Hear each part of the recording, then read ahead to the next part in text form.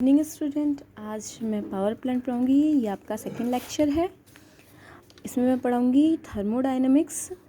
Thermodynamics आपका क्या होता है, जिसमें आप ऊष्मा से कार्य और कार्य से ऊष्मा कैसे कर सकते हैं, तथा इसमें आप इसके गुणधर्म का मतलब इसका अध्ययन भी करेंगे कि किस चीज़ से क्या प्रभाव पड़ता है यदि ऊष्मा से कार्य को क्या हो जाए और यदि कार्य को ऊष्मा में परिवर्तित किया जाए। ठीक है, अब मैं पढ़ूंगी थर्मोडायनेमिक सिस्टम। थर्मोडायनेमिक सिस्टम आपका क्या होता है, मैं आपको एक डायग्राम के थ्रू समझाती हूँ। ये आपका पूरा एरिया है जहाँ पे काम हो रहा है, ठीक है, लेकिन सिर्फ इतना सिस्टम आपका वर्किंग है। जो वर्किंग चीज़ है उसको आप सिस्टम कहेंगे, ठीक है। जहाँ तक काम चल रहा है उसको आप सराउंडिंग कहेंगे। जो सराउंडिंग और सिस्टम को अलग करता है उसे आप बाउंड्री कहेंगे। ये तीनों चीज़ मैंने आपको एक्सप्लेन कर दी हैं।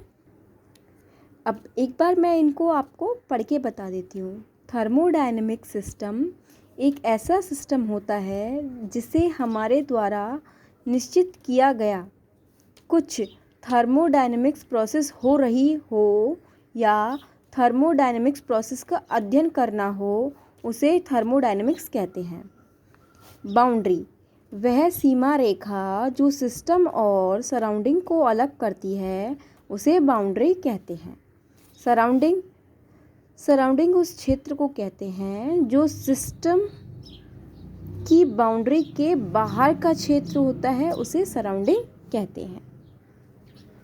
अब जो डेफिनेशन बोली वही मैंने आपको समझाई थी, ठीक है। अब मैं आपको बताऊंगी नेक्स्ट सिस्टम के प्रकार। आपके 6 प्रकार के सिस्टम होते हैं: close system, open system, isolated system, adiabatic system, homogenic system, heterogeneous system. ये आपके 6 प्रकार के सिस्टम होते हैं। पहला मैं बताऊंगी आपको क्लोज सिस्टम। क्लोज सिस्टम आपको क्या होता है, जिसमें पदार्थ का जो मटेरियल मैं उसमें भर दूंगी ना तो वो अंदर जा सके ना वो बाहर जा सके, ठीक है, लेकिन एनर्जी का आदान प्रदान हो सकता है। वो सिस्टम आपका क्लोज सिस्टम कहलाता है। जैसे कि बल्ब, कुकर, सिलेंडर आदि। ओपन सिस्टम क्या होता है, जिसमें पदार्थ और ऊर्जा दोनों ही सिस्टम के बाहर जा सकती हैं और अंदर आ सकती हैं। वह कौन सा सिस्टम कहलाता है, ओपन सिस्टम। जैसे स्टीम इंजन, पानी की टंकी का भरण आदि। पानी की टंकी में आप पानी भर भी सकते हैं, बाद में उसे निकाल भी सकते हैं, ठीक है।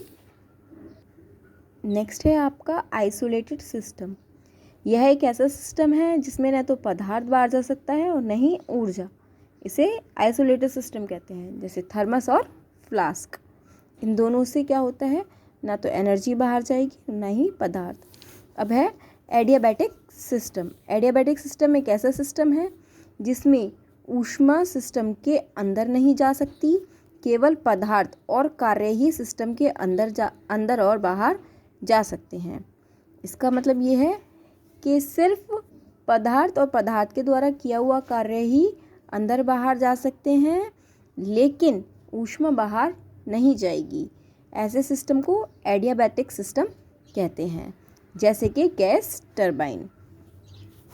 नेक्स्ट है होमोजीनियस सिस्टम। होमोजीनियस सिस्टम आपका क्या होता है, यह एक ऐसा सिस्टम है जिसमें अगर 2 पदार्थ को मिला दिया जाए वो पदार्थ एक जैसे दिखते हैं। ऐसे सिस्टम को होमोजेनिक सिस्टम कहते हैं। जैसे कि हवा और पानी की भाप को मिला दिया जाए, दोनों की स्टीम को मिला दिया जाए तो एक ही दिखाई देंगी या एक सी हो जाएंगी, अलग अलग नहीं दिखाई देंगी।